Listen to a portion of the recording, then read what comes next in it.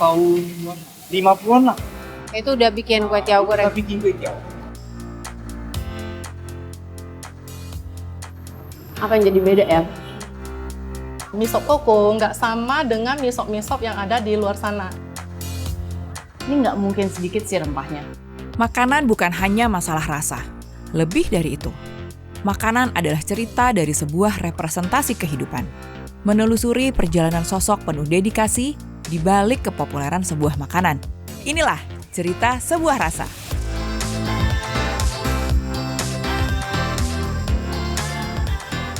Medan, kota multietnis yang punya banyak cerita. Di sini, banyak ditemui etnis pendatang yang menjadikan Medan sebagai rumah baru. Rumah yang mengizinkan mereka untuk mengingat kampung halaman melalui cita rasa kuliner. Sebagai perantau, etnis pendatang yang bermukim di Medan melakukan eksperimen terhadap kuliner, sehingga bisa mengobati kerinduan akan kampung halamannya melalui proses pembuatan menu masakan baru dengan menggunakan bahan baku, bumbu, ataupun bentuk yang merupai cita rasa asli tempat asalnya. Saya sekarang berada di titik nol Medan. Di ibu kota Sumatera Utara ini begitu banyak suku yang tinggal, termasuk salah satunya Tionghoa. Dan mereka datang ke sini menetap dengan membawa beberapa tradisi termasuk kulinernya. Nah, hari ini saya akan mencoba mie sop Medan dan juga kue tiaw beras. Seperti apa rasanya, saya juga ingin tahu. Mari.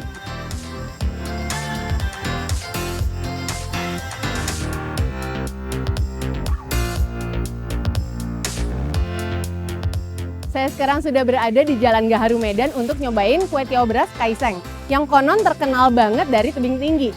Apa yang membedakan kue tiaw beras dengan kue tiaw lainnya? Kita akan cobain sekarang. Kue tiaw berasnya yang goreng satu.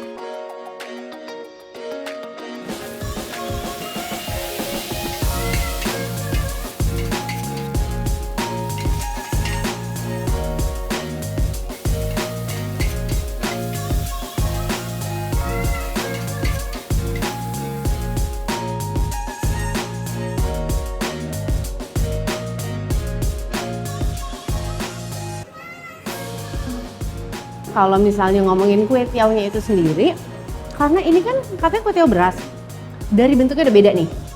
Warnanya lebih putih, sementara kalau di Medan pada umumnya kue tiaw tuh warnanya lebih bening, teksturnya lebih chewy. Yang kita harapkan sebenarnya ada aroma-aroma gosong dari telur yang menempel. Ini kerasa semua di sini. Lantas apalagi yang spesial? Telurnya telur bebek. Jadi memang lebih gurih, lebih ngasih rasa. Lapcongnya juga khusus di sini. Di sini saya bisa nyobain rasanya. Apa yang jadi beda ya? Bukan cuma gurih, ada asinnya, ada manis, dan manisnya lebih seperti rasa karamel. Cuma jadi satu kesatuan makanan yang luar biasa.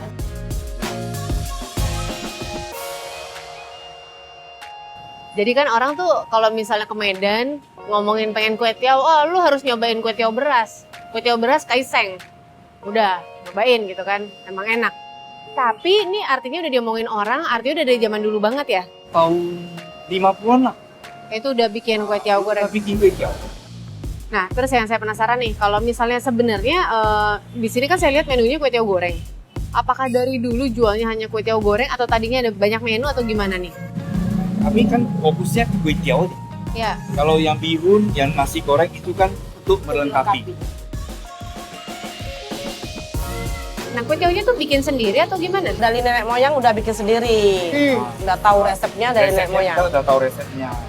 Nah, bedanya sendiri kalau kue tiaw beras dengan kue tiaw lain, apakah seperti masa nyimpennya bisa lebih tahan lama yang mana? Kalau kue tiaw beras bisa tahan. Jadi otomatis nih harus bikin tiap hari juga. Ya, tiap hari. Tiap hari. Jadi fresh ya. Ya. Fresh, tak fresh lah. Kue tiaw tak fresh, nggak ada. Besok punya nggak ada. Udah beres nih, udah kenyang, berarti waktunya untuk kita pindah ke tempat berikutnya.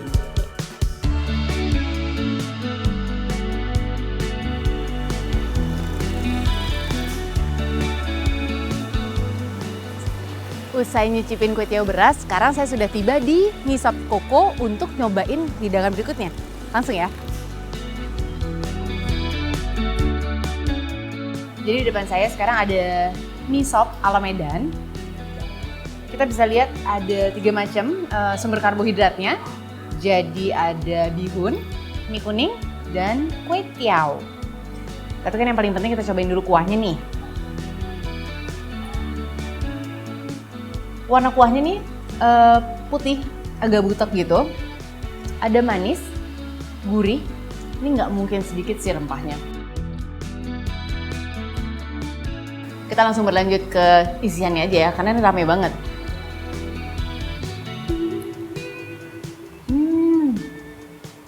Bakso ayam. Bakso ayam itu selalu unik karena teksturnya beda, lebih kenyal dibandingkan bakso sapi. Dimana kalau coba ditambahkan dengan sambal, ya kayaknya ini dari rawit hijau ya. Aduk-aduk dulu.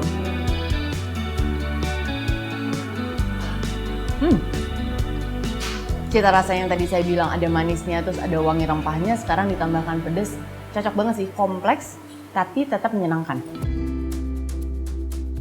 Jadi tadi aku sudah coba mie sopnya. Resep mie sop itu sendiri dimodifikasi nggak sih di sini?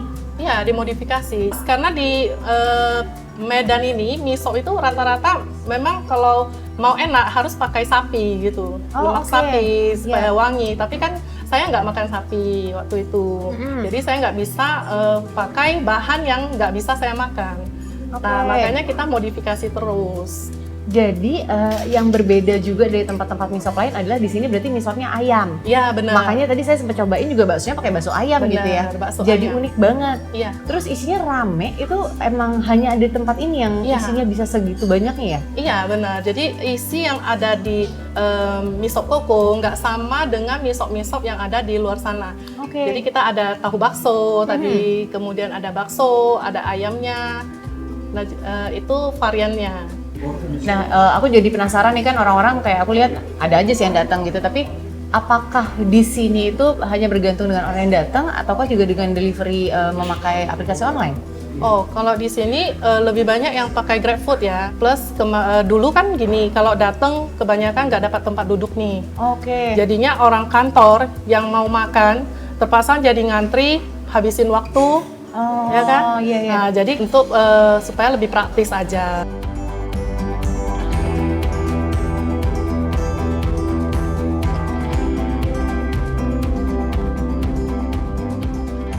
Udah selesai nyicipin kue tiaw beras kaiseng dan juga mie sop koko. Aduh, kenyang. Dan keduanya enak banget. Apa yang bisa saya simpulkan dari kedua makanan yang dibawa oleh etnis Tionghoa itu ke sini? Yaitu pertama, mereka membawa makanan khasnya mereka, makanan yang buat mereka adalah sesuatu yang nyaman, dibawa ke Medan, yaitu rumah baru mereka, dan disesuaikan dengan bahan serta cita rasa apa yang ada di sini. Dijadikan dua makanan yang sangat berbeda, tapi ada kesamaan, yaitu sama-sama berempah, tapi ringan. Segitu ringannya sehingga tetap bisa dinikmati kapanpun, termasuk di cuaca dingin seperti ini nih. Artinya kita bisa juga simpulkan bahwa sepiring makanan di Medan itu tidak pernah sesederhana itu, melainkan juga banyak cinta yang dituangkan ke dalamnya.